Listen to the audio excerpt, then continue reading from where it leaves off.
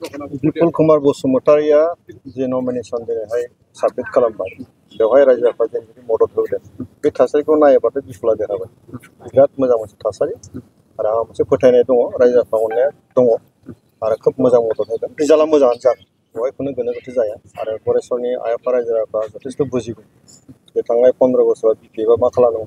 बिएनि बिजाथि बिपिएफनि बिजाथि महेश्वर बसुमतारिया मा खालामबोदों बेखौ नुजोबखाबाय दा जोङो इउपिपिएल हिसाबै जोङो 5 बोसोराव जों मोनदों प्रमद बर'नि सिङाव दा जोङो जोंनियाव बे 5 बोसोरावहाय जोङो गोजोन खौसेथि लाबोदों मानसिफोरनि गेजेराव अनलायनायखौ जों लाबोदों दा जौगानायनि थाखाय जों खामानि मावनांगौ जों मावलांबाय थादों जों बारा सम मोना 3.5 बोसोरल' मेक्सिमाम जों मोनदों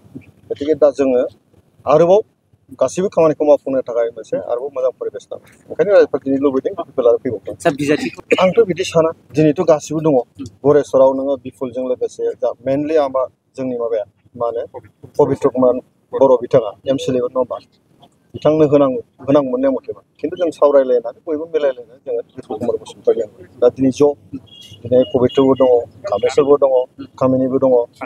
प्रानेस्वरबो दङ गासैबो जोंनि जायफोर बिदों बेथ' नियम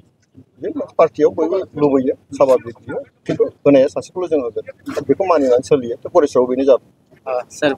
हागोन सरकाराथ' फैगोन नालाय सरकाराव गोबां माखासे खामानि मावनांगौ दं जोंहा बबेबा नङाबा एडजास्टआ जागोन बेखौ लानानै खुनु सिन्था खालामनांगौ गैया आरो हाइकमान्डआ बेनि सायाव जोंहा मोजां मोनसे बिसार दङ आरो भबिष्यतआव सोरखौ माबायदि खामानि मावनो थाखाय जों बिबान होगोन बेखौ जों साननानै दंखायो खालि पबित्रल' नङा पार्टिनि जेसेबां वार्कारफोर दङ ब्लक लेभेलाव नोङो सिडिसि लेभेलाव गोबां मानसिखौ जोंनो नांगौ बय जों जेरैबायदि हायो जोङो गासिबो खामानि मावनो थाखाय सुजुग होनाय जागोन मेजिक नाम्बाराथ' जों मोनखागोनानो आरो जोङो खमाव जोङो 25टा लादों बिनि उनावहाय गोजौआव थांनो हागौ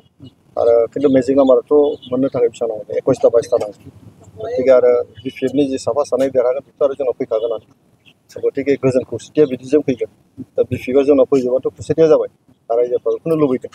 दा गतिके फैबाय थानाय समाव सरकारा जोंनि बे बाथ्राया स्पस्ट मोनसे फिक्सार नुजाबाय ओनसोलावहाय आरो बयबो जिहेतु लुबैदों गोजोन खौसेथि आरो जौगानाय प्रमद बर' बिथांनि गेजेरजों सोलिबाय थानाय कन्टिनिउ खालामनांगौ होनना बयबो फोथायो